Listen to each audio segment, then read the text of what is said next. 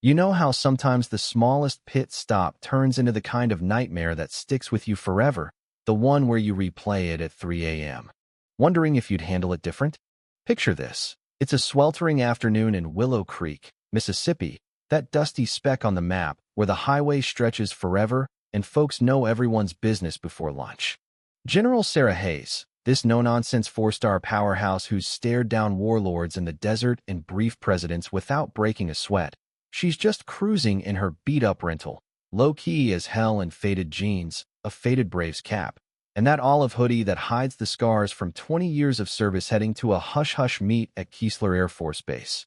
Phone glued to her ear for a Pentagon ping that can't wait.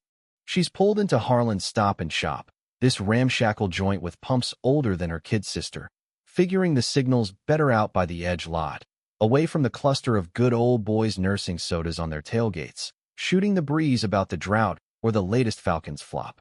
Sarah's voice drops low, all clipped efficiency, General Hayes confirming. Patch me through, diving into orders that could shift troops across oceans, her eyes flicking casual like always, trained to spot trouble, but too locked in to sense the storm brewing. Inside, behind the counter with her peroxide curls pinned tight and that perpetual scowl etched from years of nursing grudges, Marlene Fisk, mid-50s, the kind who lost her shot at big city dreams to a deadbeat ex, and now lords over this pump like it's her kingdom. She clocks Sarah, doesn't see the hero, sees an outsider, a woman too poised, too dark-skinned for this neck of the woods, whispering into a phone like she's plotting something shady.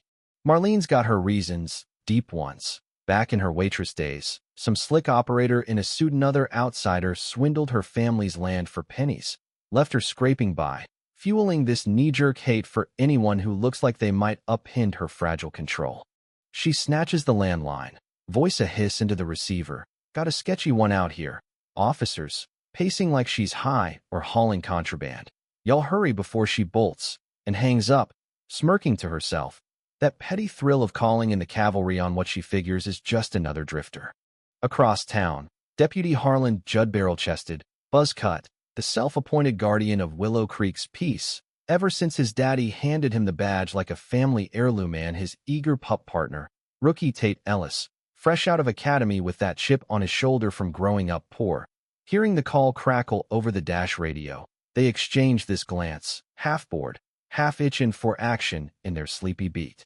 Harlan's got his own demons. See, lost a brother to some Fed raid gone wrong years back.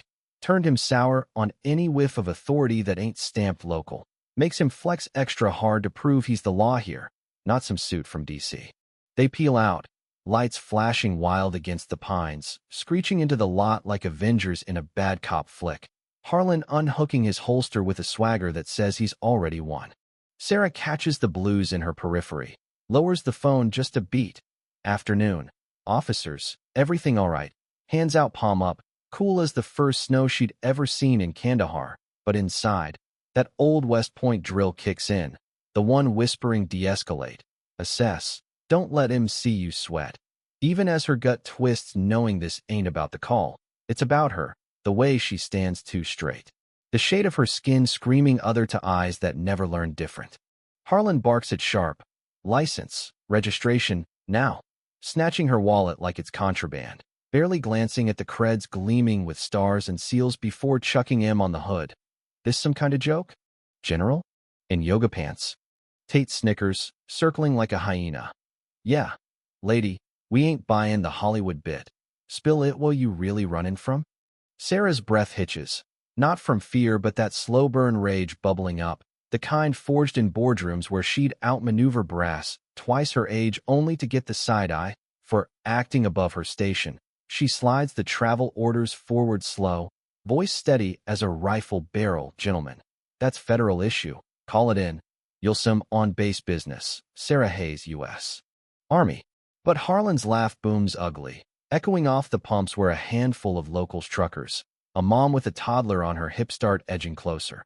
Phones slipping out like vultures to a kill. Oh, we see plenty of fakes round here. Turn around, hands back, or we'll make it easy for you. She doesn't budge at first, that inner voice roaring, not today, not like this. But Tate lunges, twisting her arm rough. Harlan snapping cuffs that bite like accusations, shoving her against the car with a thud that rattles her teeth. Gotcha, sweetheart. Obstruction on top of the fraud, and the crowd murmurs, a mix of chuckles and whispers. One old-timer shaking his head, but saying zip, while Marlene watches from the door, arms crossed. That smirk widening like she's just settled an old score. Sarah's cheek presses the warm metal, humiliation flooding hot as desert sand. But it's the phone clattering to the gravel. Pentagon voice still barking her name faint through the speaker that cracks something deeper, a reminder of all the battles won silent, now unraveling in this godforsaken lot, because prejudice don't care about ribbons or rank. Back in D.C., the ops room erupts. Young analyst Ethan Rawls frozen at his console, static swallowing the line. His boss Major Lila Voss storming over like thunder. Trace her. Now. Ping hitting Willow Creek dead on. Alarms blaring as they loop in base security. The machine grinding to life with that cold efficiency, Sarah's lifeblood. She's slumped on the curb then, wrists raw. Harlan looming, real name, darlin'? Who you spying for? Her silence a shield. Eyes locked on the horizon where thunderheads gather. Thinking of her daughter back home. The letters from troops she'd buried. Wondering if this is the cost of blending in, of pretending the world's colorblind just to get the damn job done. Then crackle on Harlan's radio. Dispatch voice flat. Unit 7. Subject flagged federal asset. Pentagon's wheels turning. Release immediate or feds inbound. And the air shifts. Harlan's face draining chalk white. Tate's tough guy slouch crumbling like wet cardboard. Sarah rises slow, flexing the welts. Voice a whisper that cuts glass. You boys just bought yourselves a one-way ticket to regret. Picking up her cracked phone. Connection dead, but the breach already a ghost haunting the line. Sirens wail anew. Not local blues, but a black SUV swarm from Keesler. Tires howling judgment. LT. Colonel. Marcus Hale bursting out first tall. Hawk-eyed. The kind of officer who smells bullshit from a mile striding straight to her. General Hayes. Ma'am, you good? His team fanning protective. A wall of stars and stripes that makes the locals shrink. Harlan stammers, we didn't know, sir. She was acting off, but Hale's stare bores ice. You had the papers in hand. Judd saw a black woman with poise and picked your poison. That's on you forever. Escorting Sarah to the lead rig gentle. Convoy peeling out with a roar that leaves dust devils in its wake. Harlan wiping sweat. Marlene slinking inside like she'd seen a ghost. The crowd dispersing awkward. One kid yelling cool, before his dad hushes him sharp. By nightfall, its viral grainy cell vids exploding online. Willow Creek trending like a bad fever dream.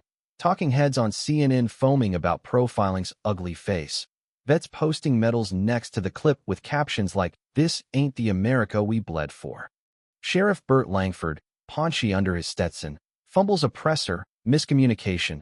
Folks, officers on leave, but the kid reporter nails him. Sheriff. Why ignore creds that scream legit? Old boys club or just blind hate?